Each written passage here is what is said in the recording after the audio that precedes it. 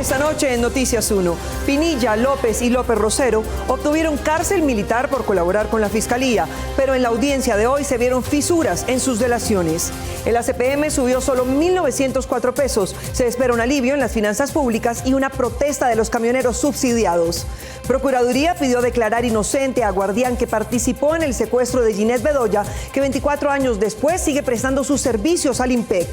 Con reconocimiento a derechos indígenas y en vigencia, las normas del Tratado de Escazú, surgen nuevas herramientas para la protección ambiental y de los territorios. ¿Y en qué tal esto? A un veedor de Barranca Bermeja le ofrecieron plata para que se hiciera el de las gafas. Por la prensa libre y el derecho que todos ustedes tienen a la verdad, Yo Soy la Red Independiente. Presenta Noticias 1 con María Fernanda Navia y Gerson Caucha. Buenas noches, bienvenidos. Olmedo López, Sneider Pinilla y el empresario Luis Eduardo López irán a una prisión militar, pero sin los celulares en los que hasta hoy organizaron sus estrategias por cuenta de la colaboración que le ofrecieron a la Fiscalía para esclarecer el caso de la UNGRD. Pero ya sus testimonios encuentran contradicciones. María Camila Hidrobo. María Fernanda, el juez piensa que Olmedo López subestimó la suma de lo que él se apropió y que le quedará difícil sustentar la acusación pública que le hizo contra el ministro de Hacienda. Desde esta noche, los exdirectivos de la UNGRD, Olmedo López, Sneider Pinilla y el contratista Luis Eduardo López, conocido como El Pastuso, estarán privados de la libertad en unidades militares de Bogotá, tal como la Fiscalía y los abogados habían solicitado para garantizar sus vidas. Procedemos a esposar a los ciudadanos, por favor. López estará en el Cantón Militar Caldas, Pinilla en la Escuela de Artillería y El Pastuso en la Estación de Carabineros, donde continuarán colaborando con la justicia. Lo primero es, la detención se hace efectiva de manera inmediata. Se le deben retirar todos los elementos de comunicación, también se le deben retirar todos los elementos que puedan constituir un instrumento para que ellos puedan atentar incluso contra sus vidas. El juez 35 de Control de Garantías de Bogotá en su decisión también destacó que pese a revisar las pruebas entregadas por la Fiscalía, no encontró cómo el ministro de Hacienda, Ricardo Bonilla, direccionó la contratación de 3 municipios a cambio de apoyar las reformas del gobierno. Realmente el despacho, cuando revisa este segundo suceso, a pesar de que hay elementos que apuntan en esa dirección, lo cierto es que no encontró realmente cómo podría amarrarse esas afirmaciones que se realizan. El juez destacó que Olmedo López obtuvo más dinero del que admitió en las audiencias la Fiscalía, pues se apoderó de recursos del Estado y recibió coimas millonarias, más allá de las que le dijo a la Fiscalía. Se tenga como incremento patrimonial obtenido producto de la conducta punible, no la suma de 724 millones que fue imputada en sede peculado por apropiación, sino de 1.026.960.000 pesos que corresponde al total del incremento patrimonial obtenido. Y a su vez encontró novedades en 8 de los contratos con los que Sneider Pinilla favoreció a sus amigos para alquilar carrotanques para enfrentar la sequía en Córdoba, Buenaventura, Sucre y Bolívar. No se presentó ningún tipo de detrimento patrimonial del Estado en ninguno de estos 8 contratos. Por su parte, en la audiencia, el abogado José Luis Moreno dio a conocer que el riesgo que corre Olmedo López actualmente ha aumentado ante las amenazas que ha recibido de grupos armados ilegales. El señor Olmedo López era un objetivo militar y que ya estaba a la orden dada. El abogado de Luis Eduardo López, Francisco Bernate, finalizó su intervención, aclarando que más adelante solicitará que su cliente sea trasladado a Pasto para cumplir su medida y así estar junto a su familia. El lunes pasado, este era el precio del galón de ACPM en el continente, en pesos colombianos y dólares. El más caro de la región se vende en México a casi 20.000 pesos y el más barato en Ecuador, donde vale casi 7.200. Pero vean que el resto oscila entre los $4.93 de Argentina y los 3.16 de Panamá.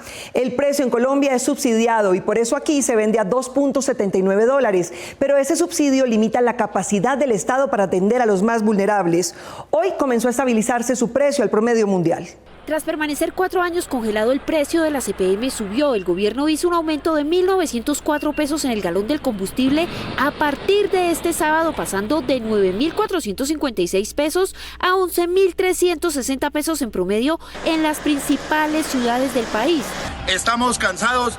El déficit estimado del Fondo de Estabilización de Precios de los Combustibles por cuenta de la CPM para este año es de 11,6 billones de pesos. Con el incremento actual, el ahorro es de 1,6 billones, es decir, bajaría a 10 billones de pesos. El subsidio que le estamos dando al diésel lo podríamos perfectamente usar en el acumulado del año para entregarle un subsidio a todas las familias vulnerables de Colombia. Para los economistas, el alza en el precio del diésel es responsable desde el punto de vista fiscal. El déficit asociado a la diferencia entre el precio de venta en Colombia y el precio internacional de la CPM o diésel equivale a cerca de 12 billones de pesos al año. Esto es el tamaño de la nueva reforma tributaria que está proponiendo el gobierno nacional. Es un déficit que es insostenible. Pese a que los cálculos del gobierno estiman que el alza de la CPM solo tendría un impacto de 0,3 puntos porcentuales en la inflación, los pequeños productores consideran lo contrario. Es un impacto muy importante en el costo del transporte de la producción agropecuaria. Tenemos un problema, ¿que es cuál? Es que finalmente los más débiles en la cadena son los productores agropecuarios. Aunque los transportadores no descartan un paro o llegar a un acuerdo con el gobierno para que les suba el precio del flete, reconocen que se podría presentar especulación con el alza en el precio de los alimentos. Como lo hemos visto hoy en grandes superficies y en tiendas de abarrotes y lo que tiene que ver con centrales de abasto, ya comenzaron a subir los precios, inclusive de aquellos bienes o productos que ya tenían ellos almacenados con anterioridad a la suba del combustible. Si el precio de la CPM logra cerrar este año con un alza de 3.000 pesos, alcanzando un precio promedio por galón de 12.360 pesos, el déficit del Fondo de Estabilización se reduciría a 9,2 billones de pesos, lo que representaría un ahorro de 2,4 billones de pesos. Nuevamente, los críticos del gobierno tomaron como motivo de sus críticas la condición étnica y de género de la vicepresidenta Francia Márquez. La trataron en el Congreso como si estuviera citada a un debate en su contra, cuando se trataba de una invitación a escucharla sin pretensión de cuestionarla. Uno de los objetivos recurrentes de quienes critican al gobierno Petro es la vicepresidenta Francia Márquez. En las redes es permanente la burla y ofensa contra la funcionaria desde que inició el gobierno. Yo soy respetuosa de la institución, soy respetuosa del Congreso. Dicha burla se ha trasladado también al Congreso de la República, según ha dicho James Mosquera, representante por las curules de paz. Que un gesto de valentía le ofrezcamos las disculpas a ella. Afirma Mosquera que la funcionaria fue invitada para hablar sobre su gestión en el Ministerio de la Igualdad, en la Comisión Primera de la Cámara, pero no en calidad de citada al debate. No era un debate de control político, ella simplemente estaba citada para ser escuchada. Que rebotó, 2 veces lo mandamos, rebotó, eso ya no es problema mío, ni del ministerio. La afirmación de la vicepresidenta generó nuevamente diferentes críticas que a juicio del representante no tienen sustento. En Comisión Primera de Cámara nosotros hemos sido muy exigentes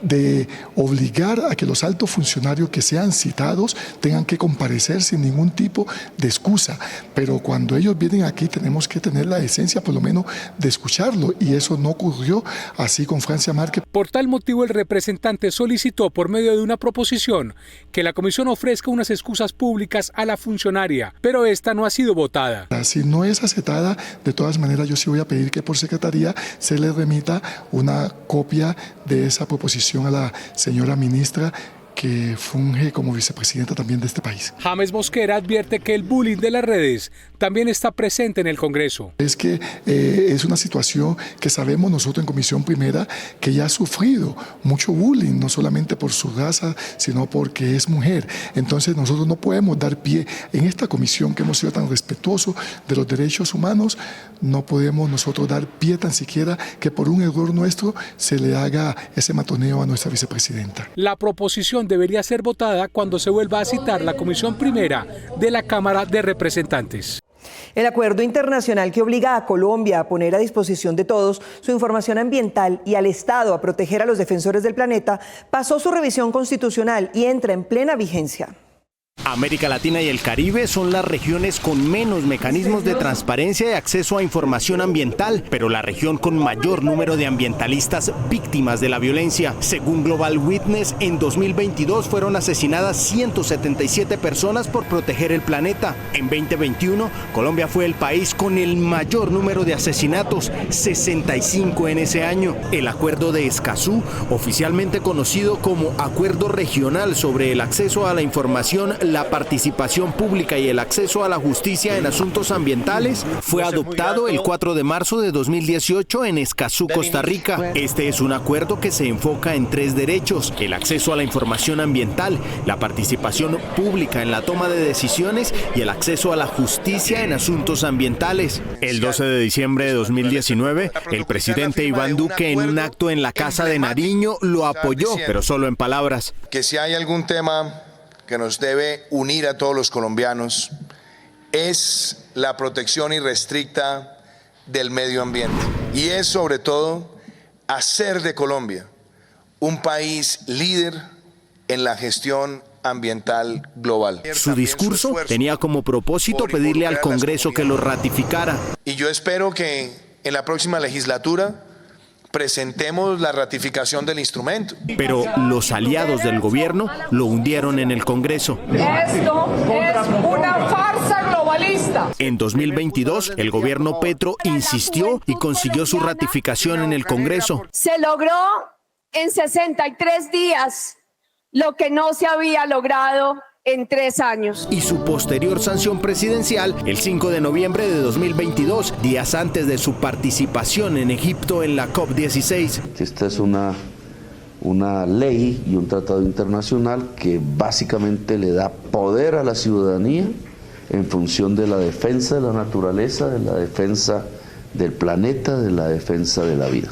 Esta semana el acuerdo y su ratificación lograron un veredicto favorable de la Corte Constitucional. Colombia se vuelve corresponsable con otros estados que ya ratificaron el acuerdo en América Latina y por lo tanto rendiremos cuentas ante el mundo. Colombia se une así a la lista de 14 países en los que el Acuerdo de Escazú tiene plena vigencia.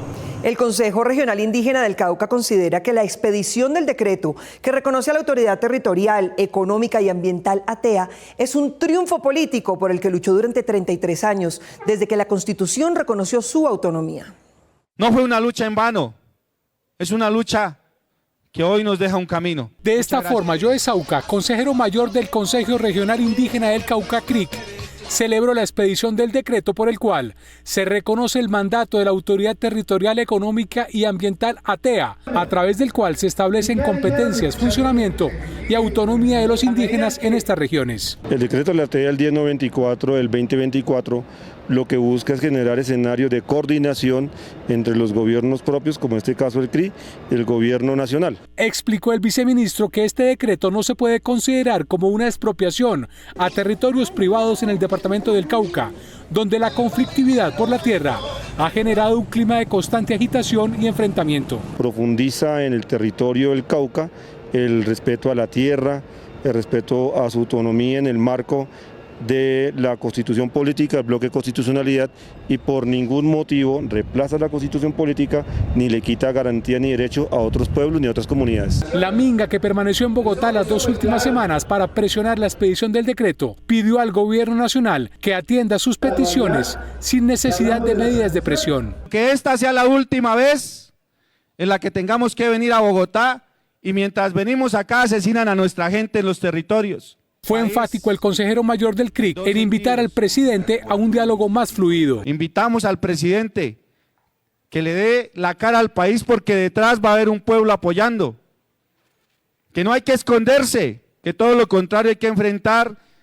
Sí y solo sí no se tiene que volver a repetir este escenario de venir a Bogotá. Rondón afirmó que el decreto debía haberse expedido desde años atrás. Lo que teníamos era una deuda y faltaba una herramienta como esta para los pueblos indígenas. Ya es suficiente de guerra y de violencia, y esa violencia política, esa violencia de la discriminación y la estigmatización, tenemos que empezar a corregir y a sanar en el departamento del Cauca. Y la Minga aspira a que este sea el inicio de otros asuntos en los que se debe concertar. El CRIS no está en contra del gobierno, el CRIS está reclamando unos derechos y exigiendo unos derechos que hace 33 años se dieron en la Constitución. Desde el mes de septiembre, el Ministerio del Interior realizará la socialización respectiva en el departamento del Cauca sobre los alcances del nuevo decreto. La reforma a la salud no llegará al Congreso con mensaje de urgencia. Como proyecto de trámite ordinario, se presentará ante la Comisión Séptima de la Cámara de Representantes desde el próximo martes.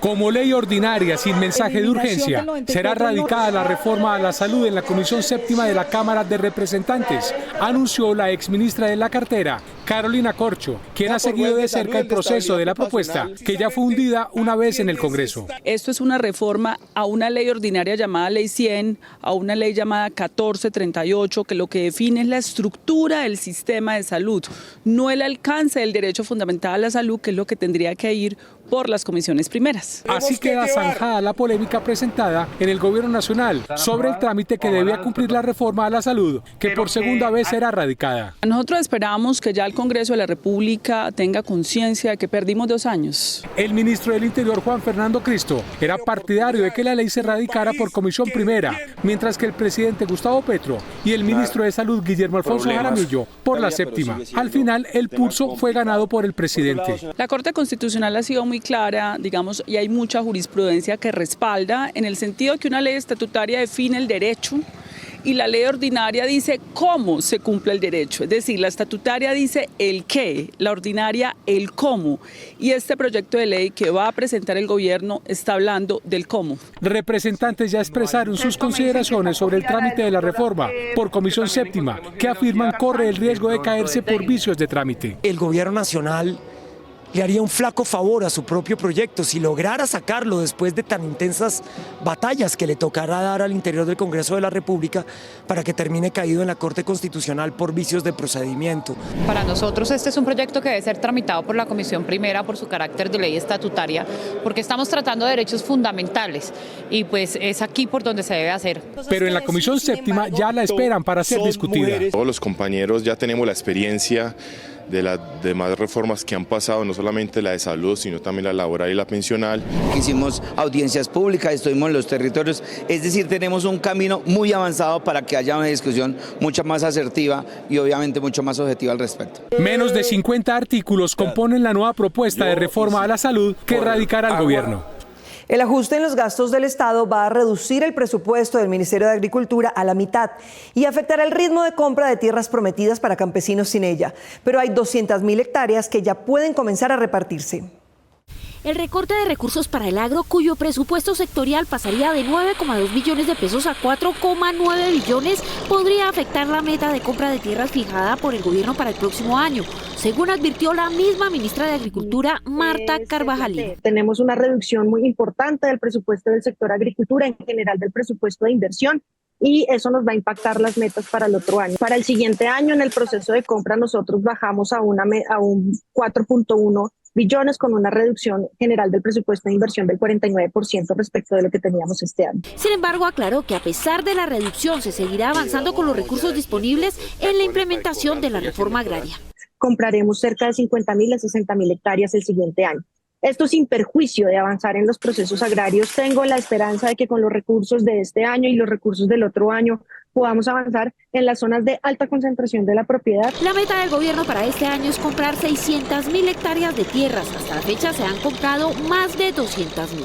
Tenemos 140.000 hectáreas, un poco más, esto avanza todos los días ya compradas, 70.000 en proceso de compra para una meta de más de 200.000 hectáreas ya adquiridas que nos van a permitir ponerlas en procesos de redistribución. Según el Ministerio de Agricultura, hasta la fecha hay más de 2.200 hectáreas de tierra donadas al Fondo Nacional de Tierras, de las cuales más de la mitad son procesos de recuperación de baldíos. El 58% de esas hectáreas son del proceso de recuperación de baldíos indebidamente ocupados.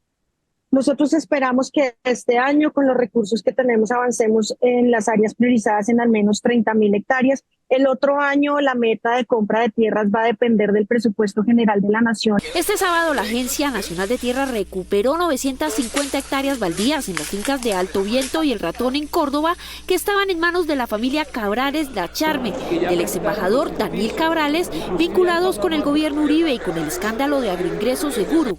La familia se había apropiado de baldíos de la nación a través de vías judiciales.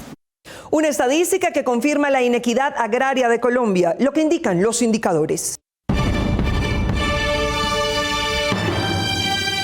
Según los cálculos de la agencia privada de cooperación Oxfam, el 1% de los uruguayos es dueño del 19% de la tierra. En Brasil, ese mismo 1% tiene el 44% de la tierra. En Bolivia, el 66%. En Chile, el 74%. Y en Colombia, el 81%.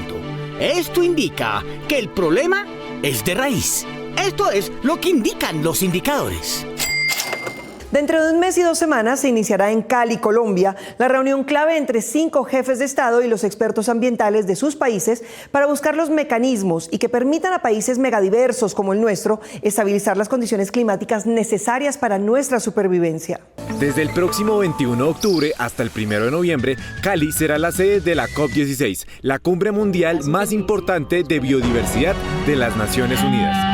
La Conferencia de las Partes COP es el espacio de discusión del Convenio sobre la Diversidad Biológica, un acuerdo ambiental de las Naciones Unidas que ha sido ratificado por 196 países. Para este encuentro mundial, el gobierno nacional se ha trazado entre sus objetivos plantear estrategias para reivindicar la restauración de los ecosistemas. Es posicionar que el cuidado de la biodiversidad, la restauración de los sistemas ecológicos del planeta, es una agenda igual de importante, igual de fundamental que la necesidad de la descarbonización. La COP de Biodiversidad establece agendas, compromisos y marcos de acción global relacionados con la conservación de la diversidad biológica.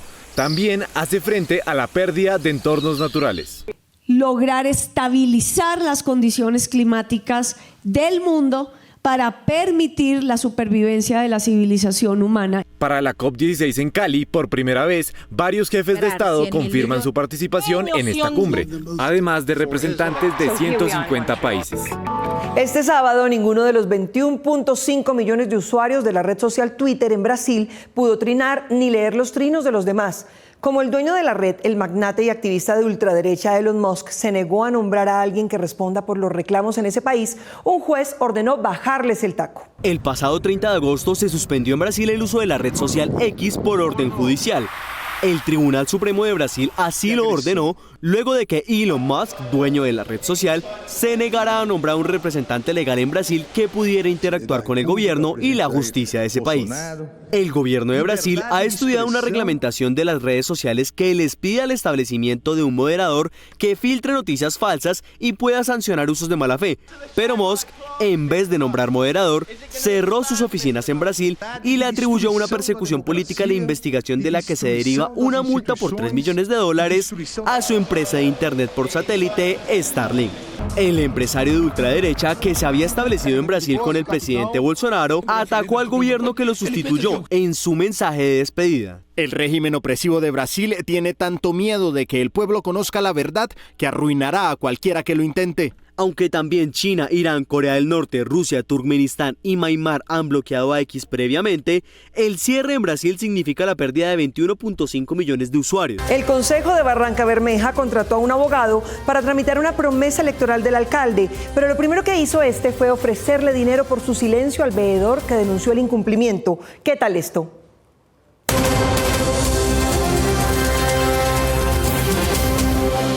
Desde antes de que se publicaran las cuentas de las pasadas elecciones regionales que lo convirtieron en el alcalde más votado con V, comenzaron a circular en redes sociales los videos de filas de presuntos electores suyos que con sus cédulas en mano gestionaban la recepción de un pago en efectivo y otro en especie en Barranca Bermeja, Santander. Aquí vienen los que ya votaron y aquí les pagan a Jonathan. El alcalde Jonathan Estíbal Vázquez Gómez ha negado públicamente los señalamientos y lo que demuestran sus videos. Confío en las instituciones de nuestro país y estoy convencido que el resultado de estas investigaciones van a salir a nuestro favor. Esa fue una realidad en el barrio Villa María, una ocupación ilegal, de hecho vecina al aeropuerto petrolero. Eso es lo que queremos hacer, que miles de familias puedan tener por lo menos un lote con servicios para tener su casita. El próximo 13 de septiembre, el alcalde será imputado por presunta corrupción al elector, pero por lo menos 50 habitantes de Villa María ahora le piden a la fiscalía que lo investigue por haberles incumplido una promesa electoral.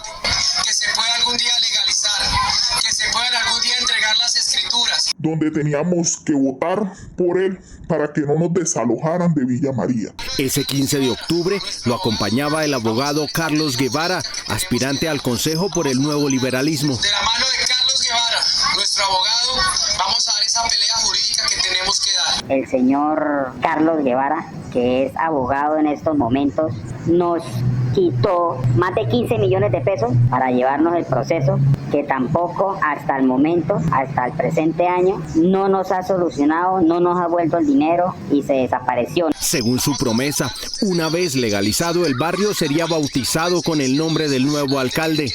Vamos a dar la pelea, ¿listo? Y si logramos organizar todo, le ponemos Villa Vázquez. Pero antes de que Vázquez recibiera el despacho, su predecesor ordenó el desalojo, de manera que su promesa era imposible. Pero como el abogado Guevara se quemó en la elección, el Consejo lo contrató para hacerle sus gestiones. Una de esas la realizó frente a un veedor que estaba pendiente de la suerte de los desalojos. Hay dos opciones. Una, y que no te involucras con ninguna comunidad, es estar en la personería municipal. Sí.